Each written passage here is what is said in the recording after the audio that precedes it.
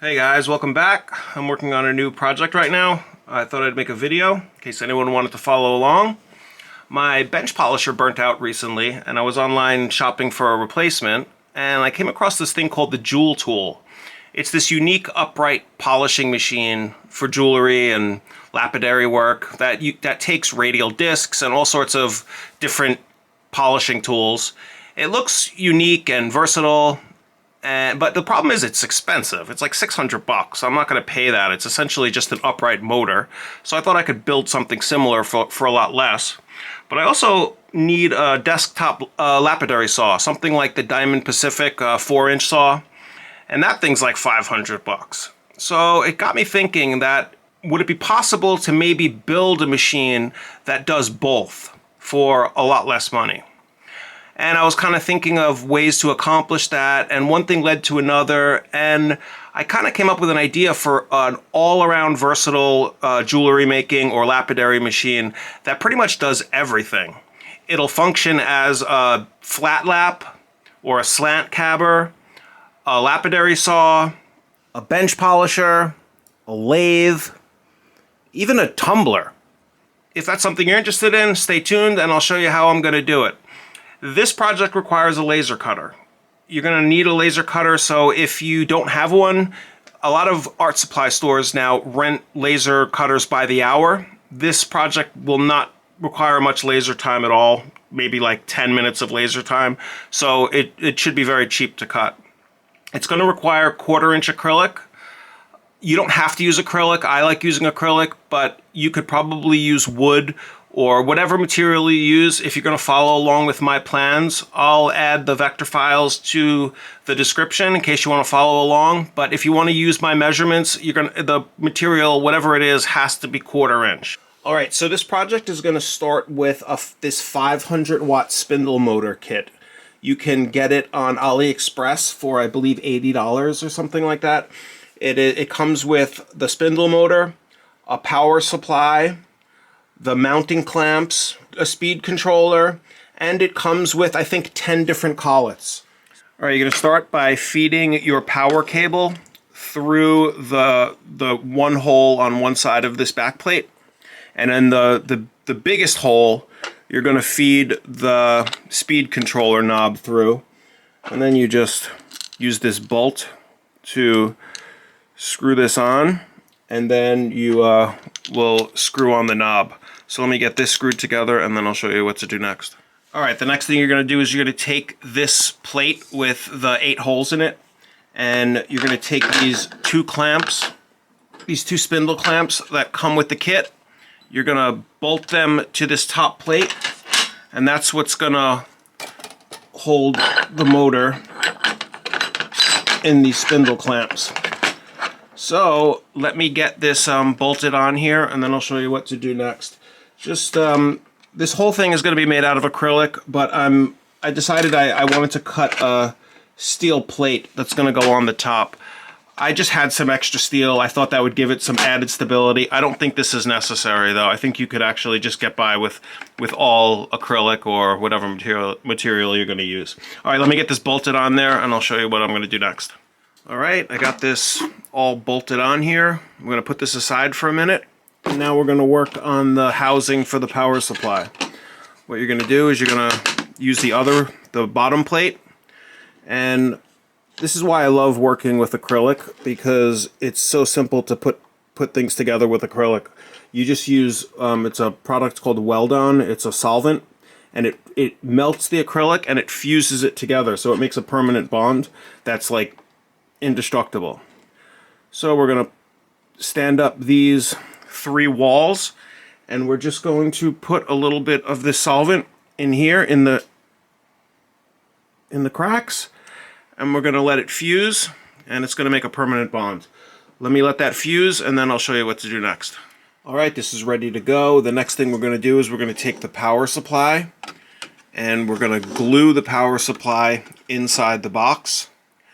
And then we're going to wire this up. This is just the back plate that goes on here.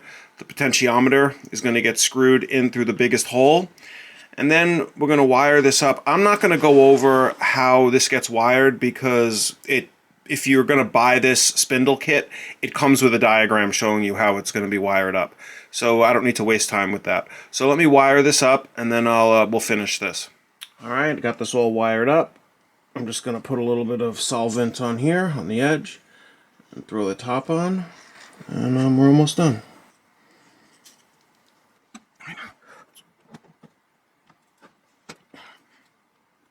All right, let's let that cure, and I'll be back. All right, here she is. Sorry it's a little bit dirty. I have been running it all week. I wanted to make sure it worked properly before I suggested this to anyone. I'm not really sure where to start. This thing like literally does everything.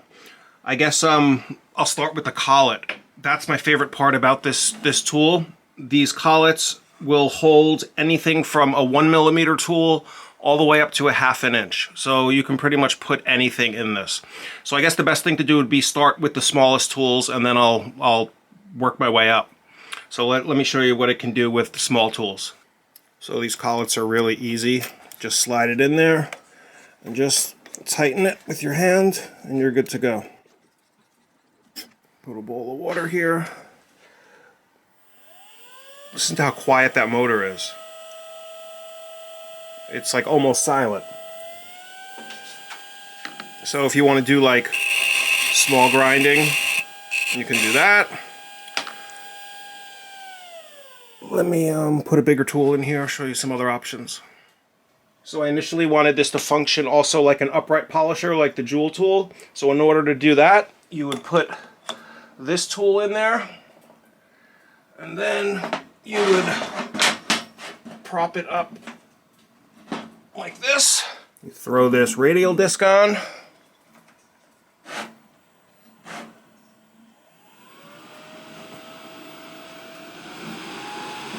And you can use it just like a Jewel tool. You could put a felt polishing wheel on it. Use it for polishing.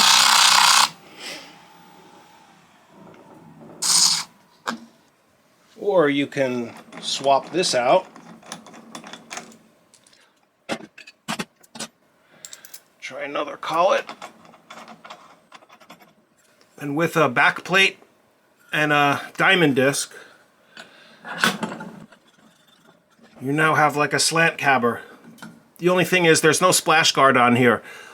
All you would need to do is put a bowl with a hole cut in it on there. I'm not so sure I want to run this because this table that I'm filming on is very shaky, but let me give it a shot.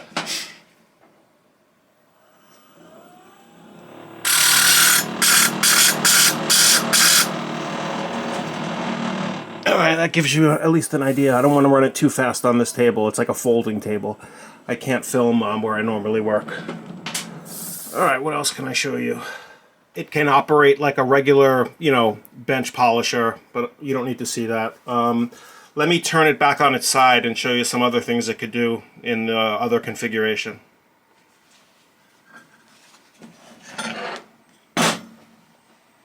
Here's another way I've been using it. I use this plate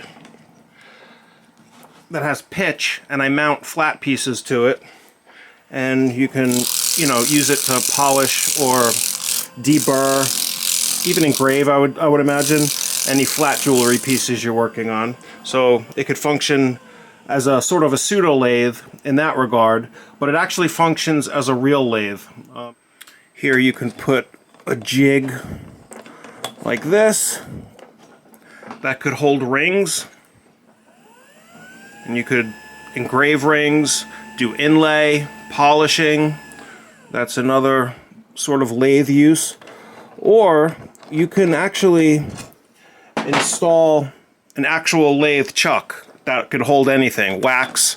I'd have to change the collet for that.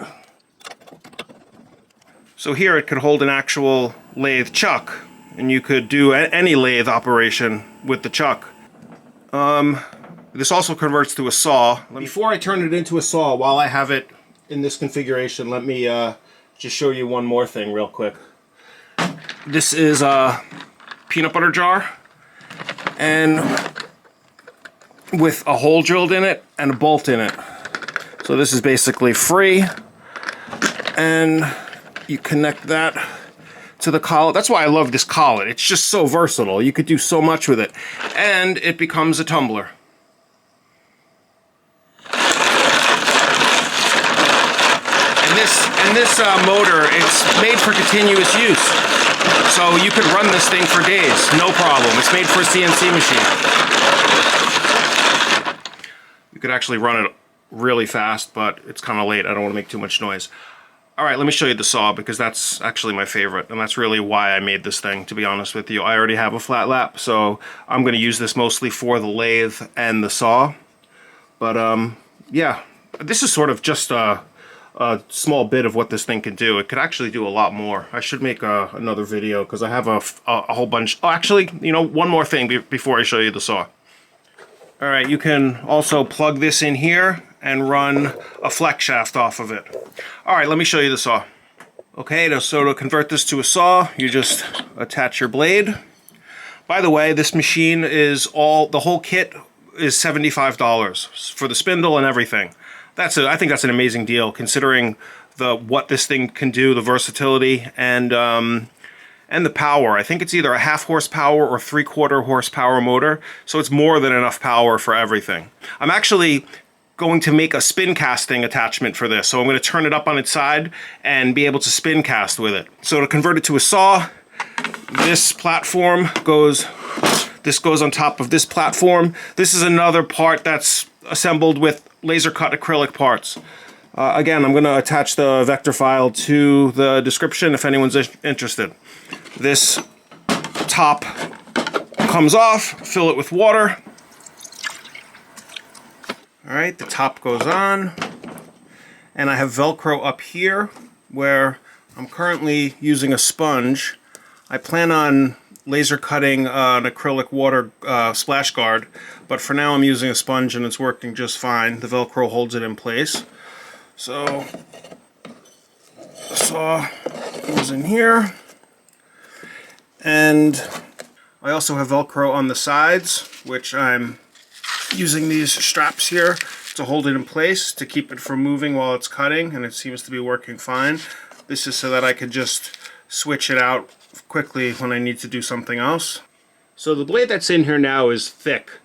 I'd prefer thinner blades, and there's actually room for me to put 2 thin blades in here, and I'm going to put a spacer between the 2 thin blades and use this for cutting very, very thin slices of material to use for inlay or doublets or triplets, stuff like that. I think it'll work well. I don't have the blades I need yet. They're on order.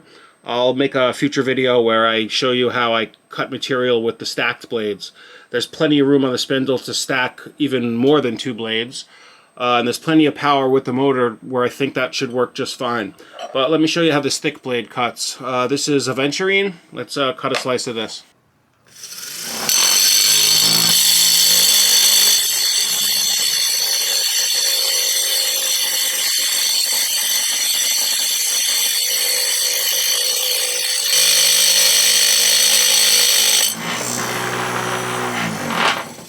All right, here it is. Here's the cutting edge. Looks really nice and clean. This material is really hard. It's a quartz-based material, so I think it's like a 7.5 on the hardness scale. So if it could cut this, it could cut pretty much anything. You know, it could cut bigger stuff too. This is jade. I'm cutting these really big blocks of jade on this. No problem.